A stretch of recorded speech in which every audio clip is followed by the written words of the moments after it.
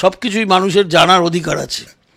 এটা গোপনীয়, ওটা দলের ব্যাপার ইত্যাদি করে মানুষকে ধোঁয়াশার মধ্যে রেখে দিয়ে আমি দল চালিয়ে গেলাম আর সেই দলকে মানুষকে সমর্থন দিতে বললাম, এটার কোনো আজকের যুগে আর ভিত্তি নেই।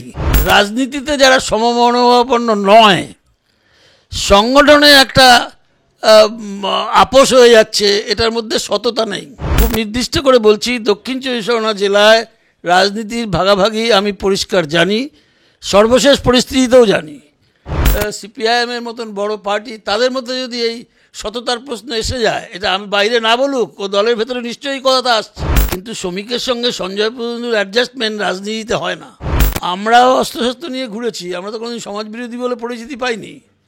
রাজনীতির কর্মী হিসাবে পার্টির যে লাইন সেই লাইন অনুযায়ী আমরা একটা বিপ্লবী শক্তি, লড়াই, আন্দোলন ইত্যাদি, তাতে আত্মরক্ষার জন্য প্রয়োজনে অনেক রকমের প্রস্তুতি আমরা করেছি। আর তৃণমূলের যেটা সমস্যা, সেটা হচ্ছে সিপিএম যেখানে শেষ করেছে, সেখানে যারা যারা মারদাঙ্গা, খুনোখুনি, দুর্নীতি ইত্যাদিতে জড়িত ছিল আর ক্ষমতার জন্য সিপিএমের সঙ্গে ছিল, রাজনীতির জন্য নয়, তারা তো দলে দলে সব তৃণমূলে চলে গেছে। কিন্তু এখনকার সময় এটা কেন হচ্ছে আমার কাছে কিন্তু ক্লিয়ার না, কেন, কোন ক্ষমতার জন্য এই সিপিআইএম যে একটা আসন জিততে পারছে না, তার সংগঠনে গ্রিপ নিজের মতন করে রাখার উদ্দেশ্যটা কি, কার স্বার্থে, এগুলো পরিষ্কার করে তাদের বলা দরকার এবং এগুলো লোকেরা জিজ্ঞেস করা দরকার যে এটা কেন করছো তোমরা। দক্ষিণ চব্বিশ পরগনায় সিপিএমের জেলা কমিটি, আর সেটা নিয়েই বিতর্ক সৃষ্টি হয়েছে। 68 জনের মধ্যে 18 জন নিজের নাম প্রত্যাহার করে নিল। এই নিয়ে আজকে আমরা কথা বলবো। আমাদের সঙ্গে রয়েছেন পিডিএস নেতা সমীর পুততুন্ডু। এবং সমীরদা, যে জেলা নিয়ে আজকে আলোচনা হবে, মানে সেই জেলা আপনার হাতের তালুর মতো চেনা, এবং যে দলের কথা বলছি আপনি সেই দলে একসময় মানে ছিলেন। এই যে ঘটনাটা ঘটলো, যে 68 জনের মধ্যে 18 জন দল থেকে বেরিয়ে এলো, মানে নিজের নাম প্রত্যাহার করে নিল, কেমন দেখছেন পুরো বিষয়টি? দক্ষিণ চব্বিশ পরগনা জেলা কেন, সিপিআইএমের সম্মেলনকে কেন্দ্র করে, সংগঠনকে কেন্দ্র করে কি কি ঘটনা ঘটছে তা নিয়ে আমার বিশেষ মন্তব্য করার কিছু নেই। এটা ওদের আভ্যন্তরীণ ব্যাপার, ওদের দলের পরিস্থিতি যেরকম যা বলছে মনে করছে। কিন্তু যেহেতু সিপিআইএম হচ্ছে দেশের মধ্যে এখনও সবথেকে বড় বামপন্থী দল, এই দলের সাংগঠনিক কোনো বিষয়, রাজনৈতিক কোনো বিষয় বা কার্যকলাপ অন্য কোনো ধরনের প্রকাশ্যে আসলে তার প্রভাব মানুষের মধ্যে পড়ে, ভালো খারাপ মন্দ যাই হোক, প্রতিক্রিয়া হয় লোকের। ফলে এটা শুধুমাত্র মানে এটা আমরাও এই লড়াই করে এসেছি যে দলের, যেহেতু মানুষের সমর্থনে, মানুষের জন্য দল কাজ করবে, কাজে দলের ভেতরের সব কিছুই মানুষের জানার অধিকার আছে। এটা গোপনীয়, ওটা দলের ব্যাপার ইত্যাদি করে মানুষকে ধোঁয়াশার মধ্যে রেখে দিয়ে আমি দল চালিয়ে গেলাম আর সেই দলকে মানুষকে সমর্থন দিতে বললাম, এটার কোনো আজকের যুগে আর ভিত্তি নেই। এবং এটা মুখে বলা হয়, কিন্তু কার্যত অনেক গোপনীয়তা অবলম্বন করা হয়, যেগুলো এখনও দেখছি দল মনে করে যে গোপনীয়তা না রাখলে দলের পক্ষে ক্ষতি হতে পারে। আর ক্ষতি বেশি কি হবে? আমরা যখন সিপিআইএম করে এসেছি, রাজনীতির ভিত্তিতে দলের ভেতরে সাংগঠনিক অনেক বিরোধ হয়েছে। রাজনীতির বিভাজনের প্রতিফলনটা সংগঠনে পড়েছে। এবং আমাদের সময়ে দক্ষিণ চব্বিশ পরগনা, উত্তর চব্বিশ পরগনা, যুক্ত 24 পরগনা, তারপরে ভাগ হয়েছে দক্ষিণ, উত্তর, কলকাতা, হুগলি, এরকম কতগুলো জেলায় সাংগঠনিক রাজনীতির বিরোধটা সংগঠনের ক্ষেত্রে বারবার প্রতিফলন ঘটেছে। এবং আমরা আমাদের সময় দেখেছি যে জেলা কমিটির থেকে বিদায়ী কমিটির মেম্বার, তার সঙ্গে রাজনীতিতে বিরোধ, তার জন্য মেজরিটি যারা, তারা মাইনরিটির থেকে একটা অংশ বাদ দিয়ে দিল। এরকম অতীতে বারবার হয়েছে। এবং আমরা যখন যে দক্ষিণ চব্বিশ পরগনা জেলায় রাজনীতি করছি, সংগঠন করছি, তাতে আমাদের তো কনফারেন্সে ভোটও হয়েছে। 1988 সালে মাইনরিটি যারা ছিল, আমরা মাইনরিটি ছিলাম, রাজনীতির ভিত্তিতে বামফ্রন্ট সরকারকে ব্যবহার করার প্রশ্নে পার্টিতে গুরুতর মতপার্থক্য ছিল। এই সরকারি ব্যবস্থাকে ব্যবহার করার প্রশ্নে পার্টিতে যে মতপার্থক্য, তারই প্রতিফলন ঘটেছিল জ্যোতিবাবুকে প্রধানমন্ত্রী করতে রাজি না হওয়া 96-এ। ফলে এই যে বিরোধ, এই বিরোধের প্রতিফলন আমাদের জেলায় সংগঠনের ক্ষেত্রে পড়ে। এবং সংগঠনের ক্ষেত্রে দেখা যায় যে সংখ্যালঘুদের যারা সংখ্যায় কম তাদেরকে বাদ দিয়ে বেশি করে বাদ দিয়ে আমরা যারা সংখ্যায় বেশি আমাদের লোক বেশি করে নিয়ে কমিটি বানানো, যেটা অনেক সময় বাস্তবসম্মত হয়নি। শ্রমিকদা, আরও অভিযোগটা সঙ্গে উঠেছে যে নতুন মুখ মানে তরুণ মুখদের সেই কমিটিতে রাখা হয়নি, তার জেরে এই 18 জন তারা দল থেকে নিজেদের নাম প্রত্যাহার করেছে। এগুলো নতুন কোনো কথা নয়, এগুলো পুরনো কথা নতুন করে বলা হচ্ছে। আজকে নতুন মুখ বলে ধরুন, আমি নাম ধরে যদি বলি, ওই 18 জনের মধ্যে এমন জেলা কমিটির মেম্বার আছে 1988 সালে ছাত্র সংগঠনের সেক্রেটারি ছিল, কিন্তু পুরনো জেলা কমিটি, বিদায়ী জেলা কমিটি তাকে জেলা কমিটিতে রাখেনি নতুন প্রস্তাবে। আমরা বিরোধ করে যখন মানাতে পারিনি, তখন ভোট হয়েছে কনফারেন্সে, ভোটে সেই নতুন মুখ ভোট করে জিতে চলে এসছে। কাজে এটা নতুন মুখ ইত্যাদি এখন যা বলা হচ্ছে এগুলো প্রচারের কথা, ওগুলোর মধ্যে কোনো নতুনত্ব কিছু নেই। তবে এই যে জুনিয়র যারা নতুনত্ব মানে সংগঠনের মধ্যে ছাত্র যুব সংগঠন কেন্দ্রিক বিশেষ করে যারা কাজ করে, তাদের মধ্য থেকে নেতৃত্বের অংশ, গণসংগঠনের নেতৃত্বের অংশ যারা সিপিআইএমে যুক্ত, তাদেরকে পার্টি সংগঠনেও তার একটা প্রতিফলন থাকার কথা। এটা সবসময় সব জায়গায় করা হয়েছে, সে রাজ্য হোক, কেন্দ্রীয় কমিটি হোক, জেলা হোক, এলাকা হোক, করা হয়। তো এক্ষেত্রে আমি শুনছি, আমি প্রত্যক্ষভাবে সব কিছু জানি না, আমি শুনছি যে এরকম কিছু ছাত্র যুব ফ্রন্টের কাজে যুক্ত এরকম কিছুদের পুরনো কমিটিতে ছিল, তাদের বাদ দিয়েছে। মূল কথা হচ্ছে যে এটা কিসের ভিত্তিতে হচ্ছে। আমরা যখন আমাদের বিরোধ হয়েছে তখন রাজনীতির ভিত্তিতে হয়েছে। কলকাতা জেলা কমিটি মেজরিটি তারা আমাদের সঙ্গে যারা চিন্তা সমমনোভাবাপন্ন তাদের থেকে বাদ দিয়েছে কেন? তারা ওই বামফ্রন্ট সরকারকে কী করে ব্যবহার করবে, বর্তমান ব্যবস্থাকে কী করে কমিউনিস্ট পার্টি ব্যবহার করবে, নির্বাচনে অংশগ্রহণ করে মানুষের জন্য প্রশাসনকে কী করে কাজে লাগাবে, এই নিয়ে মতপার্থক্য। এবং এই মতপার্থক্যর জেরে যখন কলকাতা জেলায় যারা বামফ্রন্ট সরকারকে ঠিক মতন ব্যবহার করে বা পরে 88-এর পরপর তো এগুলো বিরোধ চলেছে, 96-এ এসে যেটা বড় আকারে জ্যোতিবাবুকে প্রধানমন্ত্রী না করা, কেন্দ্রীয় সরকারে না যাওয়া, এসব আসলো। তো এগুলো যারা মনে করতেন যে হ্যাঁ যাওয়া উচিত ছিল সরকারে, জ্যোতিবাবুকে প্রধানমন্ত্রী করা উচিত ছিল, তার আগে থেকেই সমস্যা শুরু হয়েছে, কিন্তু এরপরে এরা আরও বেড়েছে। তো তারা সংখ্যায় কম ছিল কলকাতা জেলায়, উত্তর 24 পরগনা জেলায়, তাদের ঝেড়ে বাদ দিয়েছে। কনফারেন্সের পরে বাদ দেওয়ার সময় নিজের মতন করে নিজের পছন্দ মতন লোকদের নিলাম, নিয়ে তারপরে আবার কনফারেন্সের পরে ওপরের কমিটির হস্তক্ষেপের কারণে আমরা পরে আবার হয়তো ঢুকিয়ে নিলাম। এরকম জিনিস অতীতে হয়েছে। তো এবারে যেটা হয়েছে এটা কি করে হলো আমি জানি না, সাধারণভাবে এটা হওয়ার কথা নয়। যদি রাজ্য পার্টি নেতৃত্ব এটা অপছন্দ করে, না চায়, তাহলে এটা সংগঠনের ক্ষেত্রে এটা হতে পারতো যে ওই কমিটিতে বসে সেক্রেটারি ওখানে ইলেক্ট হবে না, কনভেনার করে দিয়ে চলে আসা উচিত ছিল। তাহলে বোঝা যেত যে রাজ্য কমিটি এই ধরনের বাদ দেওয়ার জিনিসটাকে পছন্দ করছে না। এখানে ভোটাভুটিও হয়নি, ভোটাভুটি মধ্যে ওরা যেতে চায়নি, কারণ সংখ্যায় ওরা কম ছিল ডেলিগেটদের মধ্যে, নিশ্চয়ই বুঝতে পেরেছে আগে থেকে। এবং আমি যে কথাটা বলছি, এবারে আমি দেখছি যা চেহারা আছে, এটা সারা রাজ্যেই নিশ্চয়ই এরকম গুলিয়ে গেছে যে অতীতের মতন সেই রাজনীতির ভাগাভাগির বিষয় নেই। কারণ রাজনীতিতে যারা সমমনোভাবাপন্ন নয়, সংগঠনে একটা আপোষ হয়ে যাচ্ছে, এটার মধ্যে সততা নেই। আমি একটা খুব বড় কথা তুলে দিচ্ছি, এটা দুদিকেই আছে। রাজনীতিতে যারা খুব নির্দিষ্ট করে বলছি, দক্ষিণ 24 পরগনা জেলায় রাজনীতির ভাগাভাগি আমি পরিষ্কার জানি, সর্বশেষ পরিস্থিতিতেও জানি।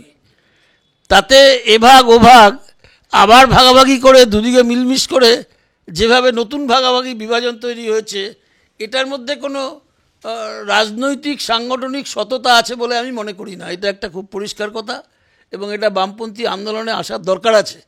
বামপন্থী আন্দোলনের কর্মী নেতৃত্ব, বিশেষ করে সিপিআইএমের মতন বড় পার্টি, তাদের মধ্যে যদি এই সততার প্রশ্ন এসে যায়, এটা আমি বাইরে না বলুক, ও দলের ভেতরে নিশ্চয়ই কথাটা আসছে।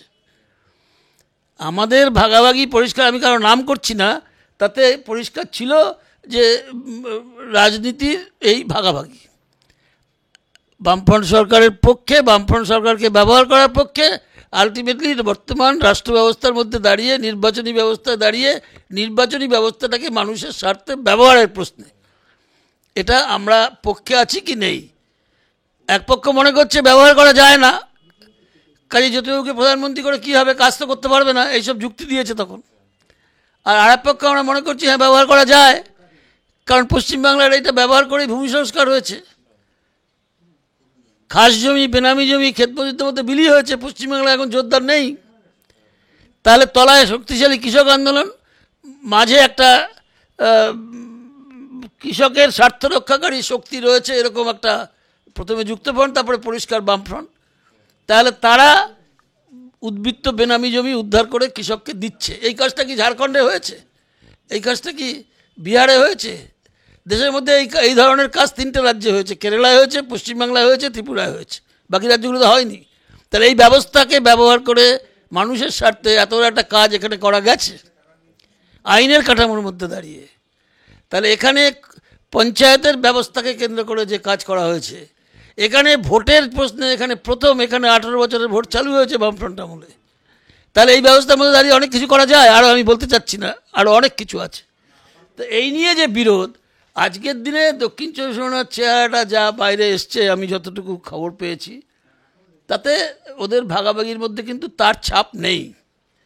বরঞ্চ ওদের নেতৃত্ব সম্পর্কে আমি যা জানি, সব নতুন ছেলে মেয়েদের তো আমি অত জানবো না, কিন্তু যাদের চিনি জানি, তাদের যে রাজনৈতিক মত আমি জানি, তাতে ভিন্ন মতের শিবিরের সঙ্গে বোঝাপড়া করে নিজের সংগঠনে কি করে সংখ্যায় বাড়ানো যাবে এই রাস্তায় তারা হেঁটেছে, এবং এটা দুপক্ষই হেঁটেছে।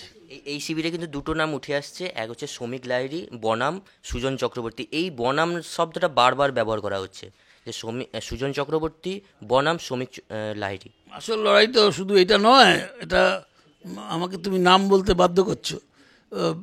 শ্রমিক সুজন রাজ্যের রাজনীতিতে পরিচিত নাম বলে এসছে, কিন্তু শ্রমিকের সঙ্গে সঞ্জয় প্রভুর অ্যাডজাস্টমেন্ট রাজনীতিতে হয় না, পরিষ্কার বলছি আমি।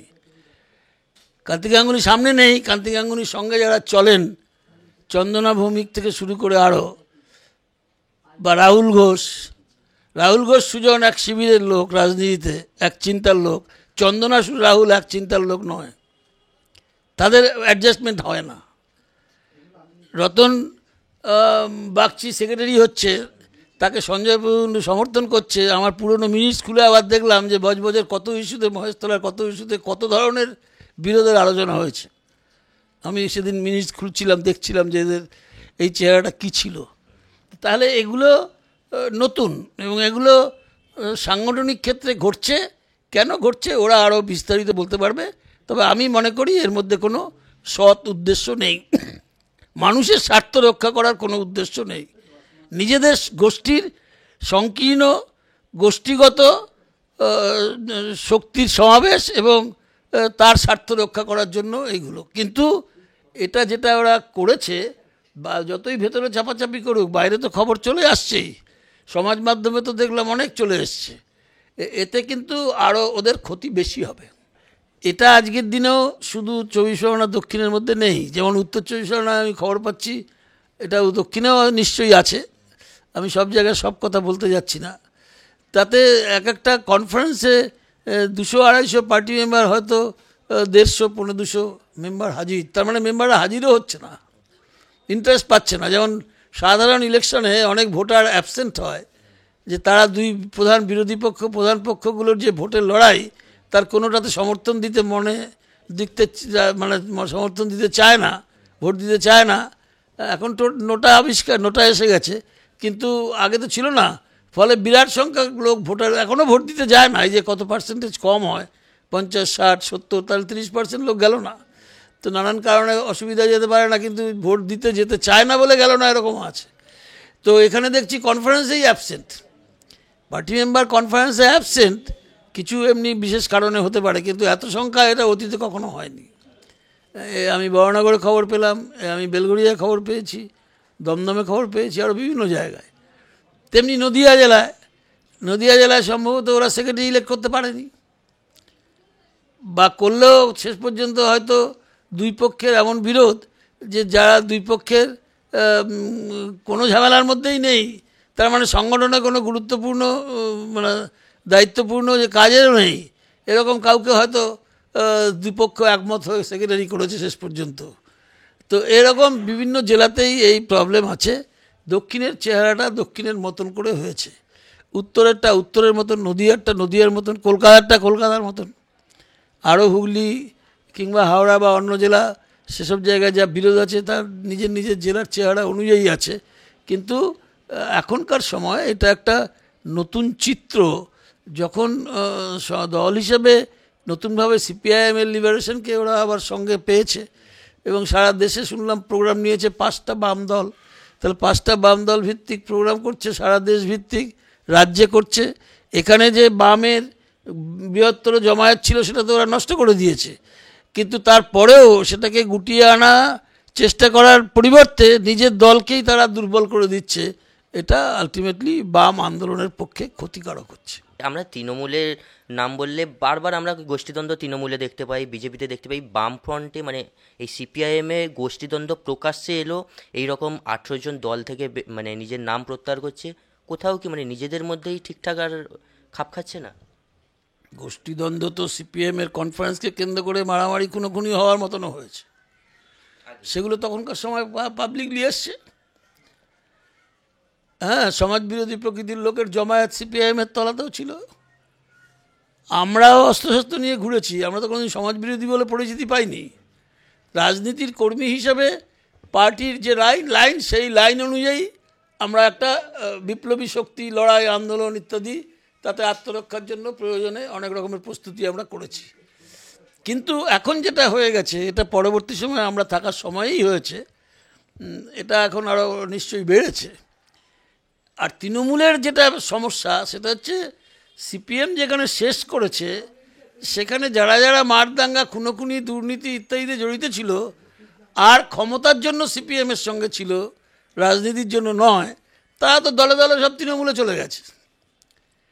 তারা দলে দলে এখন যদি এই শাওকাতের কথা হয়, তো সিপিএম রেজ্জাকের ক্যাডার। তা এরকম আমি আরও অনেক নাম বলে দিতে পারি যারা আজকে তৃণমূলের লিডার, কিন্তু তারা একসময় সিপিআইএমের নেতৃত্ব দিয়েছে বা দায়িত্বশীল কর্মী হিসাবে কাজ করেছে। ওই যে ভাঙড়েই আরও আছে যারা এখন তৃণমূল, আমি আর নাম বাড়াচ্ছি না, বিভিন্ন সারা রাজ্যে আছে। তো তাহলে সেই দিক থেকে তৃণমূলের আমলে এসে সিপিআইএমের তো একটা নিজস্ব নিয়ম, নীতি, শৃঙ্খলা, পদ্ধতি, ভুল হচ্ছে, ত্রুটি হচ্ছে, সংশোধনের অভিযান, এগুলো সব চলে। ইদানিং আমি দেখছি মমতা ব্যানার্জি বলছেন, এটা কতটুকু উনি কী পারবেন না পারবেন বা কী করতে চাচ্ছেন সবটা আমার কাছে পরিষ্কার নয়, কিন্তু বলছেন অন্তত। এবং মমতা ব্যানার্জি বললে তার কিছু প্রভাবও পড়ে, দলের ভেতরেও পড়ে, বাইরেও পড়ে। তো সিপিআইএম বা কংগ্রেস বা তৃণমূল এই জাতীয় দলে এটা কখনো ছিল না। তাহলে সিপিআইএমের ভেতরে এটা ছিল এবং এখন তো প্রশাসনে নেই। প্রশাসনে না থাকায়, প্রশাসনে যখন ছিল তখন ক্ষমতার জন্য সিপিআইএমের ভেতরে কিছু সংকীর্ণ চিন্তার থেকে কাজ হচ্ছে, সংগঠনে তার ছাপ পড়ছে, এটা হওয়াটা সম্ভব ছিল, হতে পারতো, হয়েছে কিছু। কিন্তু এখনকার সময় এটা কেন হচ্ছে আমার কাছে কিন্তু ক্লিয়ার না, কেন, কোন ক্ষমতার জন্য। এই সিপিআইএম যে একটা আসন জিততে পারছে না, তার সংগঠনে গ্রিপ নিজের মতন করে রাখার উদ্দেশ্যটা কি, কার স্বার্থে, এগুলো পরিষ্কার করে তাদের বলা দরকার এবং এগুলো লোকেরা জিজ্ঞেস করা দরকার যে এটা কেন করছো তোমরা। এবং এটা পরিষ্কার করে যদি আলোচনায় আসে তাহলে দেখা যাবে যে কমিউনিস্ট পার্টিতে রাজনীতি বহির্ভূত সাংগঠনিক কার্যকলাপ যা হওয়ার কথা নয় তা চালু হয়ে গেছে। শুনলাম আমরা সমীর দার কথা। ক্যামেরায় গৌতমের সঙ্গে Suman, channel Hindustan. Cradle fertility centre, সন্তান সুখ এখন আপনার সাধ্যের মধ্যে। বিভিন্ন বিষয়ে ভিডিও পেতে চ্যানেল হিন্দুস্তানের ইউটিউব চ্যানেল সাবস্ক্রাইব করুন www.youtube.com/channelhindustan।